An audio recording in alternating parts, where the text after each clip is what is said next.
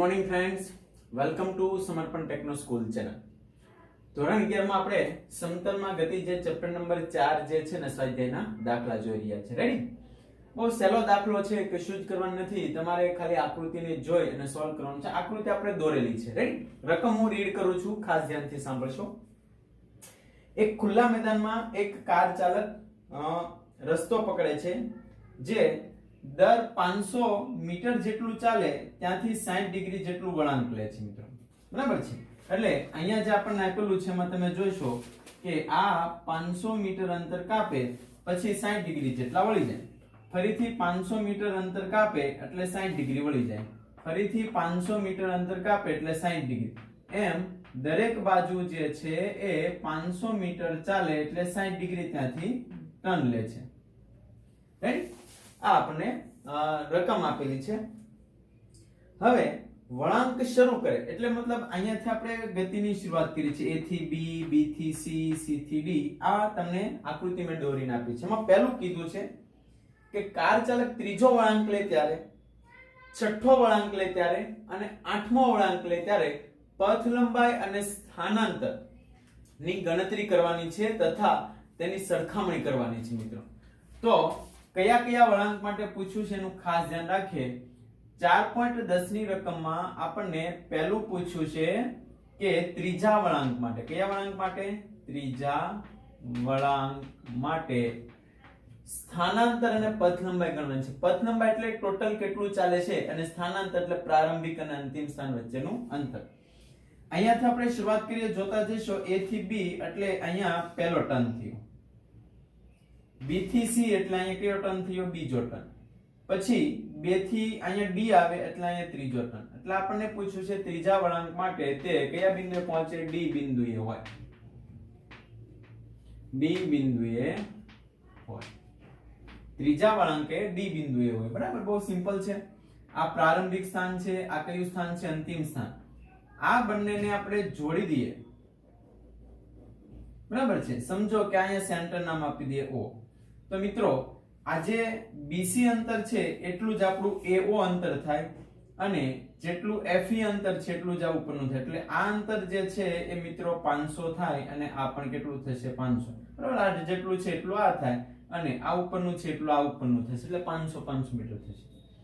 તો આપણને મળી ગયું છે ત્રીજા વળાંક માટે. આપણે પથ લંબાઈ ગોતીએ. પથ લંબાઈ કેટલી છે? પથ લંબાઈ ટોટલ કેટલું ચાલે છે? જો 500, 500 અને 500 એટલે કેટલું થશે? 500 meter plus 500 meter plus 500 meter એટલે 1500 મીટર થાય. એને 1.5 કિમી પણ લખી શકાય. બરાબર? 3 પોઈન્ટ કાપો એટલે 1.5 કિમી. હવે સ્થાનાંતર કેટલું થશે મિત્રો? સ્થાનાંતર એટલે A થી D સુધીનું. બરાબર છે? તો આપણને ખબર છે A થી D એટલે આ અંતર થયું. આ આપણું સ્થાનાંતર થયું. 500 પ્લસ 500 તો આપણને સ્થાનાંતર કેટલું મળે છે? 1000 મીટર એટલે કે 1 કિલોમીટર. હવે આપણો ક્વેશ્ચન છે કે સ્થાનાંતર અને પથ લંબાઈનો ગુણોત્તર લઈએ. તો અહીંયા તમારે સાથે કેલ્ક્યુલેટર લઈને બેસજો. સ્થાનાંતર અને પથ લંબાઈનો ગુણોત્તર લઈ લે. આપણે એની સરખામણી કરવાની છે. તો સ્થાનાંતર આપણને 1 મળ્યું, પથ લંબાઈ આપણને 1.5 મળી. 1 ભાગ્યા 1.5 કરશો તો જવાબ જે છે એ આપણને મળે છે 0.67. બરાબર છે? આ બંનેનો ગુણોત્તર સ્થાનાંતર પથ લંબાઈ કરતા આટલા ગણી વધારે છે એવું પણ તમે બોલી શકો છો. રકમ સમજજો. આકૃતિમાં કશું નથી. આકૃતિ દેખાય એવી કોઈ અઘરી આકૃતિ નથી. MCQ માં પૂછી શકે પથ લંબાઈ સ્થાનાંતર કઈ રીતે ગોતીએ છે એ તમે ખાલી ધ્યાનમાં રાખતા જઈશું. બીજું આપણને પૂછ્યું છે કેટલામા વળાંક માટે? તો કે છઠ્ઠા વળાંક માટે. તો આ 3 વળાંક છે મિત્રો. અહીંયા કેટલામો વળાંક થશે? ચોથો. અહીંયા કેટલામો વળાંક થશે? પાંચમો. અને હતા ત્યાં ને ત્યાં આપણે અહીંયાથી ગતિની શરૂઆત કરી એટલે એને જ બિંદુ આવ્યા. એટલે આપણે અહીં લખીએ છીએ છઠ્ઠા વળાંક માટે A બિંદુએ હોય. એટલે જ્યાંથી શરૂઆત કરે ત્યાં ને ત્યાં જ પાછા રિટર્ન આવે છે. તો આપણે અહીં લખીએ છીએ પથ લંબાઈ. પથ લંબાઈ કેટલી થશે મિત્રો? તો કે 500 500 500 500 500 500 6 વાર. તો 6 ગુણ્યા 500 કરી દઈએ અથવા 500 વત્તા 500 વત્તા 500 પણ લખી શકો છો. તો આ થાય 3000 મીટર અથવા તો 3 કિલોમીટર. હવે સ્થાનાંતર આપણને ખ્યાલ છે. સ્થાનાંતર કેટલું થાય? તો કે સ્થાનાંતર 0 થશે. જે બિંદુએથી આવે ત્યારે ત્યાં પાછા રિટર્ન આવે તો આપણું સ્થાનાંતર 0 થાય. હવે આપણે અહીંયા ગણતરી કરી દઈએ, સ્થાનાંતર ભાગ્યા પથ લંબાઈ. રેડી? સ્થાનાંતર ભાગ્યા પથ લંબાઈ, તો આપણે 0/3 તમે કહી શકો છો 0. તો આપણી બીજી ગણતરી થઈ. હવે આપણે 8મો વળાંક પૂછ્યો છે રકમમાં, 8મો. બરાબર છે? બી અને 1 આપણે ગણી લઈએ એટલે આપણું કામકાજ અહીં શું થઈ જશે? પૂરું થઈ જશે. તો ચાલો મિત્રો આપણે 8મા વળાંક માટેની ગણતરી કરીએ.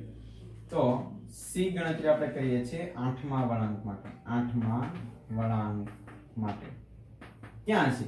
6 અહીંયા આવશે એટલે 7 અને અહીંયા આવશે એટલે 8.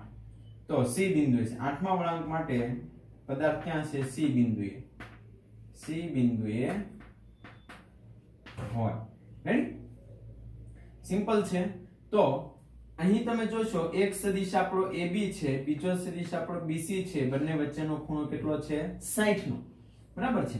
તો અહીંયા A થી C જે છે એ આપણું શું થશે? સ્થાનાંતર થશે. તો અહીં આપણે કહી દઈએ છે પથ લંબાઈ કેટલી થશે. પથ લંબાઈ સૌપ્રથમ પહેલા ગોતલી, ફરી અને અહીંયા આવે છે એટલે અહીંયા 6 7 અને 8, તો 8 ગુણ્યા 500, 500 વત્તા 500 કરતા જાવ 8 વાર, ને આપણે 8 ગુણ્યા 500 કરી દે એટલે આ થઈ જશે 4000 મીટર અથવા તો 4 કિલોમીટર, અથવા ને 4 કિલોમીટર પણ લખી શકો છો. હવે સ્થાનાંતર કેટલું થશે મિત્રો? સ્થાનાંતર એટલે આપણો આ છે, આ સ્થાનાંતર થાય A અને C. તો AB અને BC વચ્ચેનો ખૂણો 60 છે, તો સ્થાનાંતરને આપણે કહીએ છીએ AC વર્ગમૂળમાં. બરાબર છે? આને આપણે સદિશ A કહી દઈએ અને આને આપણે B કહી દઈએ તો શું લખાય? A² + B² + 2AB cos θ. Ready? આ ગણતરી આપણે કરી દઈએ એટલે આપણો આન્સર મિત્રો મળી જશે. તો કિંમત મૂકવાની છે તમારે આપેલા પોઈન્ટની અંદર. આ ભાગ છે તમે લખી લેશો. બરાબર? આપણે આમાં કિંમત મૂકી દઈએ. અહીં તમે જોશો તો a નો વર્ગ એટલે કોણ છે? તો કે આ સદિશ, આપણે લખીએ છીએ 500² + b નો વર્ગ કેટલો છે? 500² + 2 ગુણ્યા 500 અને બીજો સદિશ એ 500 અને cos θ. θ કેટલો ખૂણો છે? 60. cos 60 ની કિંમત યાદ કરો મિત્રો. cos 60 ની કિંમત આપણી છે 1/2, 1/2. અહીં 2 ઉડી જશે. આનું સાદરૂપ આપશો, વર્ગ કરી અને ગુણાકાર કરી એનો સરવાળો કરી સાદરૂપ આપશો તો એ તમારું સ્થાનાંતર કેટલું મળે છે એ તમારે લખવાનું છે. સ્થાનાંતર મળશે 866 મીટર. બરાબર છે? આનો જવાબ જે છે આ 2 અને 2 ઉડી જશે, જવાબ તમે મેળવશો એટલે 866 મીટર મળશે. રેડી? હવે તમારે શું કરવાનું છે? દરેક પોઈન્ટમાં કેમ તમે સ્થાનાંતર પથ લંબાઈનો ગુણોત્તર લીધો છે, અહીં સ્થાનાંતર જે 866 મીટર મળ્યું અને પથ લંબાઈ જે 4000 મીટર મળ્યું, બરાબર છે, બંનેનો તમારે ગુણોત્તર લઈ લેવાનો છે. તો અહીં તમે આપેલા ભાગની અંદર હવે આકૃતિની કોઈ જરૂરિયાત નથી, તમે વ્યવસ્થિત દોરી અને લખી લેજો. આકૃતિની જગ્યાએ આપણે ગણતરી પૂર્ણ કરીએ. રાઈટ? તો અહીંયા આપણે ગણતરીમાં દર્શાવીએ છીએ સ્થાનાંતર અને પથ લંબાઈનો ગુણોત્તર. આ છે આપણું સ્થાનાંતર અને અહીંયા આપણે લઈએ છીએ પથ લંબાઈ. તો સ્થાનાંતર કેટલું છે આપણું? 866 મીટર. કિલોમીટરમાં લખો હોય તો પણ ચાલે, છેદમાં 4000 મીટર. તો સ્થાનાંતર અને પથ લંબાઈનો જે જવાબ જે છે, બરાબર છે, એ તમને મળશે 0.2165. 0.2165 આ બંને વચ્ચેનો ગુણોત્તર છે. તો દાખલો બહુ સહેલો છે. બરાબર? આપણે કોઈ સમય નહીં બગાડીએ, આપણે આગળના દાખલામાં ફટાફટ જોવું છે. આ તમે ઝડપથી બુકમાં લખી લેશો.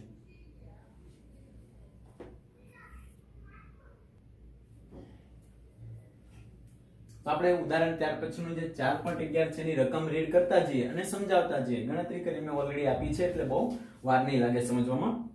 રકમ છે, એક મુસાફર એક નવા શહેરમાં સ્ટેશન પર ઉતરીને ટેક્સી કરે છે. બરાબર? સ્ટેશન થી સુરેખ રોડ પર તેની હોટલ 10 કિમી દૂર છે. હવે સમજો કે અહીંયા જે છે એ ટેક્સી છે. બરાબર? અને ટેક્સી સ્ટેન્ડ થી સીધી આપણે લઈએ છીએ આ એની હોટલ છે. આ કેટલા કિલોમીટર દૂર છે? 10 કિલોમીટર દૂર છે. બરાબર?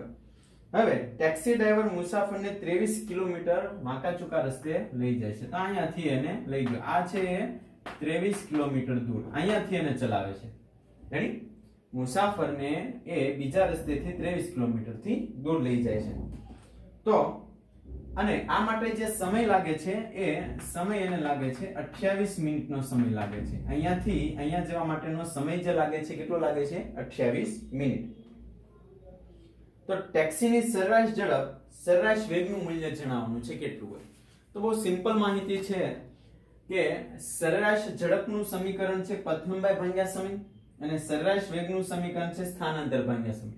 તો આપેલી આકૃતિમાં તમારે સ્થાનાંતર ગોતવાનું છે. મિત્રો આપણને ખ્યાલ છે કોઈ પણ રસ્તે જાઓ અંતિમ સ્થાન અને પ્રારંભિક સ્થાન સમાન છે. અંતિમ સ્થાનમાંથી પ્રારંભિક સ્થાન આ વચ્ચેનું અંતર 10 કિલોમીટર ફિક્સ છે. એટલે આપણી સ્થાનાંતર છે 10 કિલોમીટર થાય. જે રસ્તેથી ચાલે કેટલું ચાલે છે અંતરને આપણે શું કહીએ છીએ પથ લંબાઈ. તો પથ લંબાઈ આપણને કેટલી મળે છે 23 કિલોમીટર. સમય કેટલો ગયો 28 મિનિટ. જો ને હવરમાં ફેરવો હોય તો 60 મિનિટ વડે ભાગી નાખીએ તો આ જવાબ છે હવરમાં ફરી ગયો. બસ આપણે કિંમત મૂકી દઈએ. સરેરાશ ઝડપ એટલે પથ લંબાઈ ભાગ્યા સમય. પથ લંબાઈ આપી છે 23 ભાગ્યા સમય 28 ભાગ્યા 60 ઉપર જશે એટલે આ થશે 49.3 કિમી પ્રતિ હવર.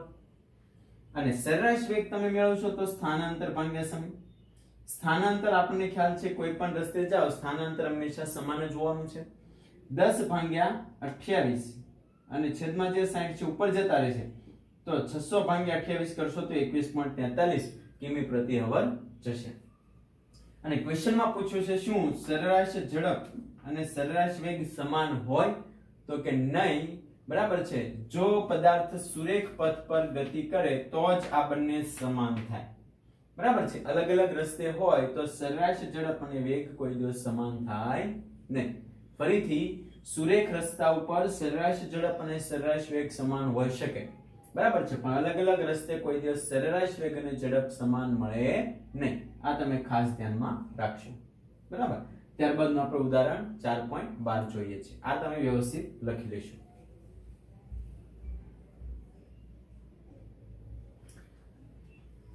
ચાલો તો 4.12 ની જે રકમ જે છે ઓલરેડી આપણે ઉદાહરણમાં એવા બે દાખલા ગણી ગયા છે સાપેક્ષ વેગને. યાદ કરો ઓડી અને કોઈ છત્રી કેટલાના ખૂણે ખોલવી જોઈએ તે બંને દાખલા આપણે ઉદાહરણના ચેપ્ટરમાં શીખી ગયા છે. અને જેવો સેમ એક દાખલો છે રકમ બોલું છું એ પ્રમાણે હું સદિશ દોરતો જાઉં છું. વરસાદ જે છે એ શિરોલંબ દિશામાં 30 મીટર પ્રતિ સેકન્ડના વેગથી પડે છે.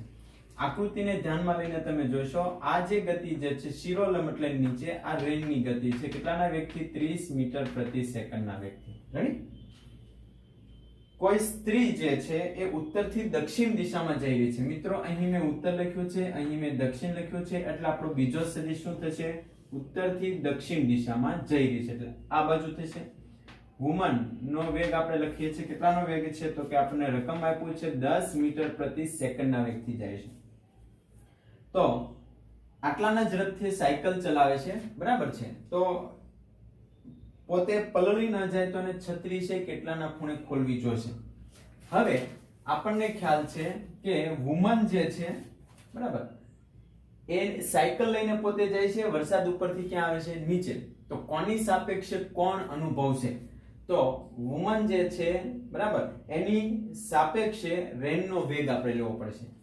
એટલે આ રીતે આપણે લખીએ છીએ કે આ છે વુમન સાયકલ લઈને જાય છે રેનની સાપેક્ષે કેટલાના વેગથી જતી હોય.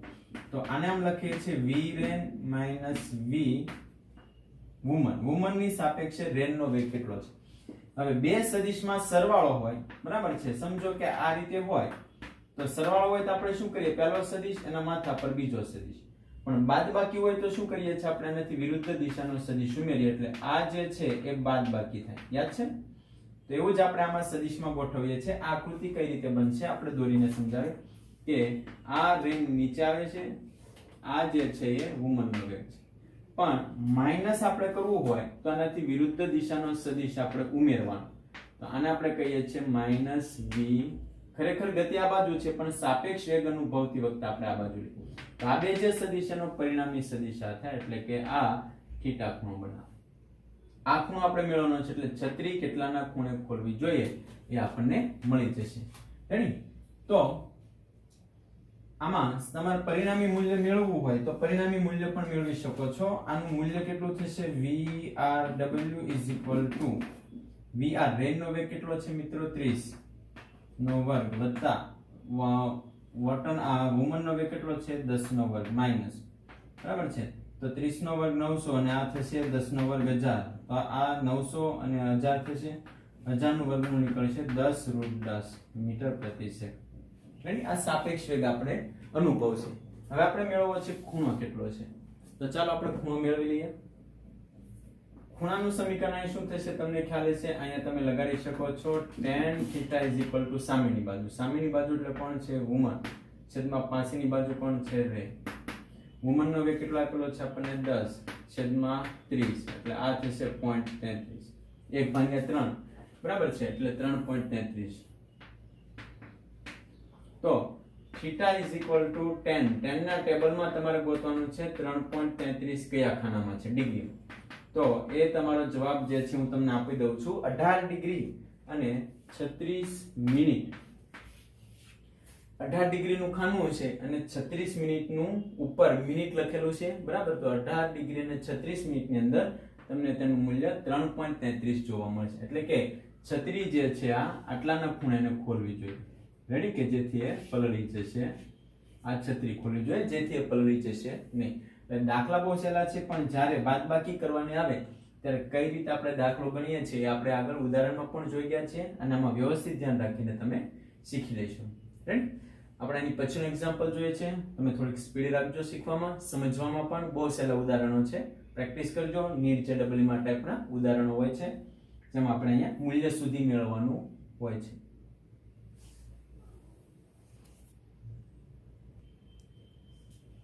ચાલો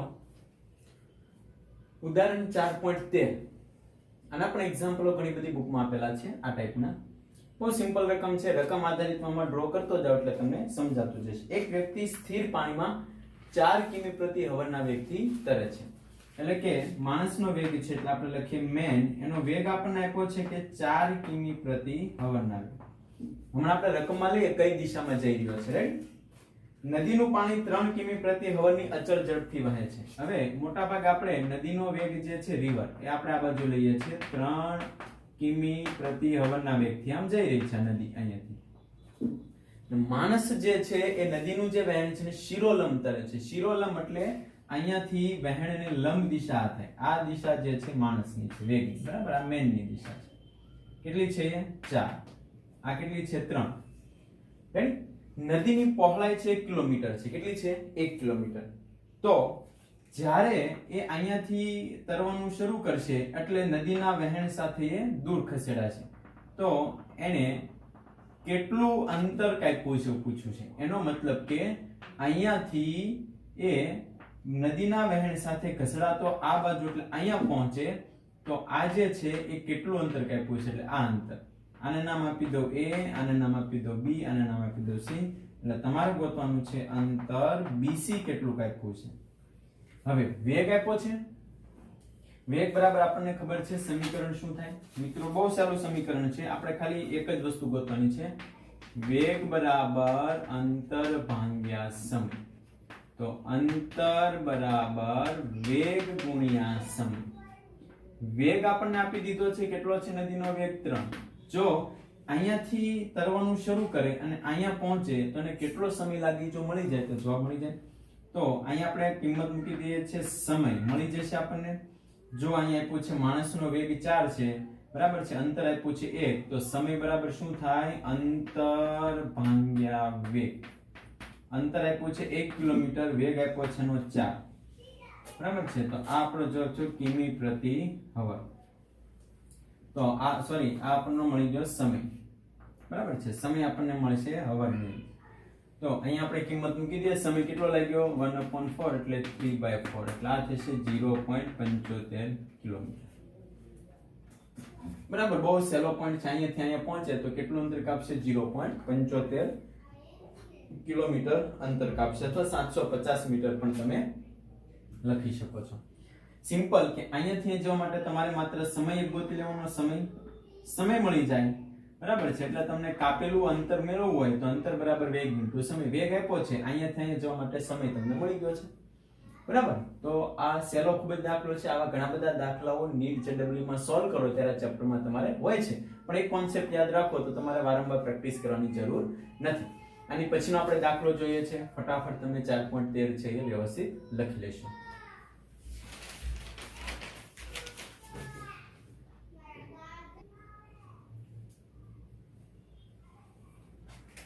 હવે અહીં એક સમજવા જેવો ખૂબ જ દાખલો છે. થોડોક આમ તેમ તમને રકમમાં લાગશે સમજવામાં, પણ થોડુંક વ્યવસ્થિત ધ્યાન આપશો તો તમે સહેલી રીતે સમજી શકો અને ખૂબ જ સહેલો પોઈન્ટ છે. ઓલરેડી આપણે ગુજરાત બોર્ડના ટોપિકમાં બધું તમને શીખવાડ્યું છે એટલે સમજવામાં બહુ તકલીફ પડશે નહીં. બરાબર, જો રિવિઝન ન કર્યું હોય તો થોડીક તકલીફ પડશે. એક બંદર પાસે હવા 72 કિમી પ્રતિ હવનની ઝડપથી જઈ રહી છે. બરાબર છે, પવનનો વેગ આપ્યો છે 72 કિમી પ્રતિ હવન. આ બંદરમાં ઉભેલી એક નૌકા ઉપર રહેલો ઝંડો નોર્થ ઈસ્ટ દિશામાં ફરકી રહ્યો છે. અહીંયા આપ્યું છે નોર્થ ઈસ્ટ દિશામાં, એનો મતલબ કે બરાબર વચ્ચે જે છે આ તમને ડાયરેક્શન આપી છે. બરાબર છે, ઝંડો એટલે આપણે લઈએ છીએ દિશામાં એટલે પવન લઈએ છીએ કે ત્યાં વાઇન્ડનો વેગ તમને આપી દીધો છે. રાઈટ, જેમ હું તમને લખી દઉં છું 72 કિમી પ્રતિ હવન. મિત્રો ખાસ જે ખૂણો લખો એમાં ધ્યાન આપજો. આ જે ખૂણો જે છે એ 45 ડિગ્રી થાય, ઉપરનો પણ ખૂણો 45 ડિગ્રી થશે. બરાબર, બે બાજુ સેમ છે કારણ કે નોર્થ ઈસ્ટ દિશામાં એટલે બંને વચ્ચે સેમ એક સરખા પોઈન્ટ. એટલે અહીંયા 45 નો ખૂણો, ઉપર પણ 45 ના ખૂણે આ રીતે જઈ રહી છે. એટલે કે અહીંયા ઝંડો ફરકી રહ્યો છે. જો નૌકા ઉત્તર દિશામાં 51 કિમી પ્રતિ હવનના વેગથી જાય, એટલે અહીંયા ઉભેલી નૌકા જે છે બરાબર એ આ બાજુ ઉપરની તરફ 51 કિમી પ્રતિ હવનના વેગથી જાય, એટલે આ બાજુ અહીંયા આપણે લઈએ આ બોટ એટલે નૌકાનો વેગ કેટલો આપ્યો છે 51 કિમી પ્રતિ હવન. જો 51 કિમી પ્રતિ હવનના વેગથી જતો હોય તો નૌકા ઉપર લગાવેલો ઝંડો કઈ દિશામાં ફરકવાનું રાખશે. બરાબર, આમ તો દાખલો બહુ સહેલો છે. આ ખૂણો જે છે એ આપણે 90 નો ખૂણો થશે. હવે આમાં તમે ખાસ ધ્યાન રાખો, બોટ જાય છે બરાબર, ઝંડો આ બાજુ ફરકી રહ્યો છે અત્યારે નોર્થ ઈસ્ટ સાથે, તો આમાં આપણે સાપેક્ષ વેગ લેવાનો છે. બરાબર, એટલે કે બોટ અને આ જે વાઇન્ડ જે છે એમાં સાપેક્ષ વેગ કઈ રીતે લખવાનું, કોની સાપેક્ષે કોણ ગતિ કોણ કરે છે મિત્રો, તો કે બોટ જે છે આપણી ગતિ કરે છે બોટ. તો અહીંયા આપણે લખીએ છીએ કે બોટની સાપેક્ષે વાઇન્ડનો વેગ. તો આને કેમ લખીએ છીએ v wind minus v boat. બરાબર છે. હવે wind છે એની ડાયરેક્શન આ બાજુ છે, અહીં -vb. હવે માઈનસ તમે ક્યારે બોલી શકો છો મિત્રો, ખાસ ધ્યાન રાખજો માઈનસ. તો vb જે ઉપર છે એની નીચેની ડાયરેક્શન જો તમે દોરશો તો આ થશે -vb. બરાબર છે, ખ્યાલ પડ્યો તમને.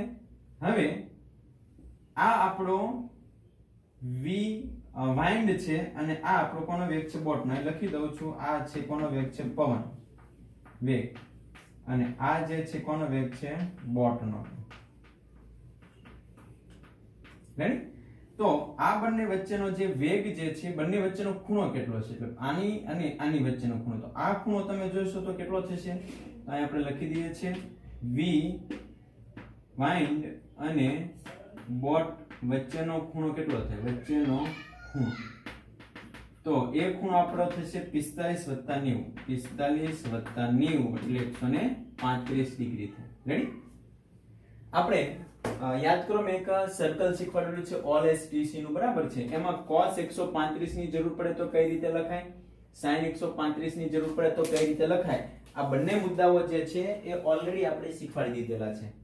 રેડી? તો મેં અહીંયા માત્ર હિન્ટ તરીકે લખ્યું છે 90 + 45 એટલે બીજા ચરણમાં cos માઈનસ હોય, cos નું થાય sin, અને 90 + θ એટલે 45. તેવી જ રીતે sin 135 sin 90 + 45 cos 45 થશે, 1/√2 ની કિંમત થશે. હવે બંને વચ્ચેનો ખૂણો મળી ગયો છે, તો જો આનું તમારે મૂલ્ય મેળવવું હોય તો ખાસ મિત્રો ધ્યાન રાખજો, આનું મૂલ્ય આપણું થશે v બોટની સાપેક્ષે વોટરનો વેગ = આને આપણે નામ આપી દઈએ છીએ v વાઇન્ડનો વેગ + v બોટનો વેગ + 2 વાઇન્ડનો વેગ. બરાબર છે, અહીં આપણે લખીએ છીએ બોટનો વેગ અને cos બંને વચ્ચેનો ખૂણો 135. ઓલરેડી મેં કિંમત મુકાઈ દીધી છે, 135 ની કિંમત કેટલી થશે. હવે અહીંયા આપણે સાદુરૂપ આપવાનું છે, એનું ખાસ ધ્યાન રાખીને ગણતરી કરશો. વાઇન્ડનો વેગ કેટલો આપ્યો છે 72 નો વર્ગ કરશો બોટનો વેગ આપણને આપ્યો છે, કેટલો આપ્યો છે મિત્રો? બોટનો વેગ આપણને રકમ આપ્યો છે 51 નો વર્ગ આપ્યો છે. cos 135 ની કિંમત થશે -1/√2, તો અહીંયા માઈનસ આગળ લખી લઉં છું 2, અહીંયા આપણે લખીએ છીએ 72, અહીંયા આપણે લખીએ છીએ 51 અને અહીંયા લખીએ છીએ 1/√2. બરાબર, આ મુદ્દા ખાસ તમે આટલું લખી લેશો. હવે 2 જે છે 2 એને શું લખાય? 2 વખત √2 લખાય. આપણે યાદ કરો આગળ શીખવાડ્યું છે 2 જે છે શેનું બનેલું છે? √2 અને √2 નું બનેલું છે. તો આને √2 લખશો એટલે એક ઉડી જશે. આનો ગુણાકાર, આનો વર્ગ કરી અને સાદરૂપ આપશો તો આ જવાબ જે છે આપણને મળે છે 50.51. 50.51 એટલે એને તમે 51 લખી શકો છો. 51 કિમી પ્રતિ હવર આ આપણો વેગ મળી ગયો. 51 કિમી પ્રતિ હવર. રેડી? હવે આપણે શું કરવાનું છે તો કે આપણે કઈ દિશામાં ઝંડો લહેરાતો છે એ ડાયરેક્શન મેળવવાની છે. એનો મતલબ આમાં સાઇન ના નિયમનો ઉપયોગ કરીએ મિત્રો, સાઇન નો નિયમ. હવે આ જે v વોટ અને b જે છે એ પરિણામી થશે. બરાબર, પરિણામ કે તો કે આમાં સમાંતર બાજુ ચતુષ્કોણનો નિયમ. આ બંનેની વચ્ચેનો કોઈ સદિશ આપણે દોરીએ તો સમજો કે આ આપણો પરિણામી સદિશ છે, પરિણામ, જેને આપણે લખીએ છીએ v વોટની સાપેક્ષે વાયનો. બરાબર, દેખાય છે તમને આ? તો આ પરિણામી સદિશ એટલે કે કઈ દિશામાં હોવું જોઈએ? તો આ જે ખૂણો જે તમે બનાવો છો આ ખૂણાને આપણે કહી દઈએ છીએ આલ્ફા ખૂણો. આ આલ્ફા ખૂણો એ કઈ ડાયરેક્શનમાં જાય છે? તમે જોશો બોટનો એટલે કે ધજા જે છે કઈ દિશામાં લહેરાતી છે? તો કે પૂર્વ દિશા. આ બે સદિશ વચ્ચેનો પરિણામી સદિશ. પરિણામી સદિશને આપણે બે રીતે દોરી ગયા છે, યાદ કરશો તમે. ઉપરનો જે ભાગ જે છે રકમ, હવે જરૂર નથી, આપણે ડાયરેક્શન મેળવવાની છે એટલે રકમ અહીંયા તીર જ કરું છું કે જેથી ગણતરી તમે સહેલી રીતે ગણી શકો. અહીંયા તમે જોશો આપણે સદિશને બે રીતે સરવાળો કરી ગયા છે. આ જે છે આ એક પરિણામી થાય a અને b, અને બીજું થાય આ a હોય આ b હોય તો આ પણ એનો પરિણામી તમે બનાવી શકો છો.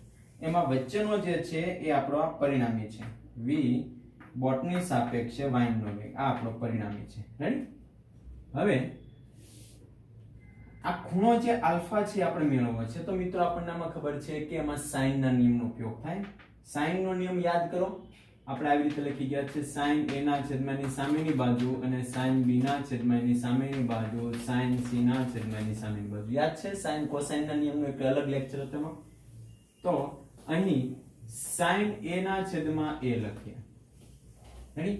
અથવા તો મૂલ્ય લખીએ પહેલા. તો અહીંયા આપણે લખીએ છીએ બોટની સાપેક્ષે વેગ અને તેને બનાવેલો ખૂણો, તો આપણે લખીએ છીએ sin θ is equal to b.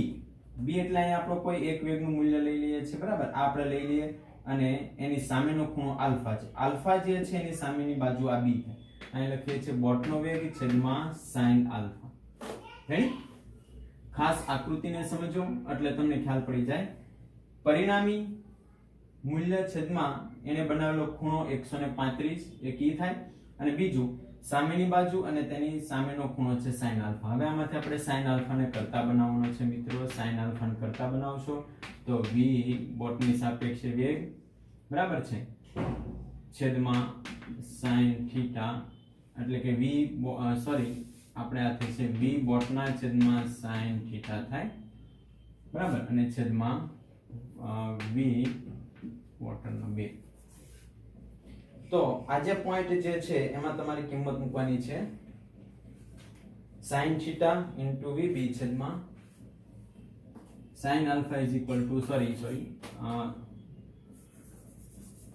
sin alpha ને કરતા બનાવો એટલે vb ગુણ્યા સામેની બાજુ sin θ છેદમાં હવે જુઓ એ પદ આ રીતે લખાય. vb કેટલો આપ્યો છે આપણને? બોટનો વેગ 51, સાપેક્ષે કેટલો મળ્યો આપણને? 51, અને sin θ sin 135 ની કિંમત આ બે ઉડી જશે. sin 135 ની કિંમત મેં તમને મેળવીને આપી છે 1/√2. તો આપણો જવાબ થઈ ગયો sin alpha is equal to 1/√2. alpha is equal to sin inverse 1/√2. મિત્રો 1/√2 કોની કિંમત છે? 45. એટલે કે પૂર્વ તરફ 45 ડિગ્રીના ખૂણે ધ્વજ છે એ લહેરાતો છે. ફરીથી આ જે નિશાની જે છે પૂર્વ તરફ જઈ રહી છે અને પૂર્વ તરફ છે એ ધ્વજ છે એ લહેરાતો હશે, રાઈટ? તો આપણે અહીંયા સુધી રાખીએ. 25 ઉદાહરણ છે, બરાબર. આ પછી ઉદાહરણ બહુ સહેલા છે, અવધિ પ્રક્ષેપ ગતિના આવશે. ત્યાં સુધીની તમે વ્યવસ્થિત એકવાર પ્રેક્ટિસ કરી લેશો. થેન્ક યુ ટુ વોચ સમર્પણ techno school channel. Welcome to physics.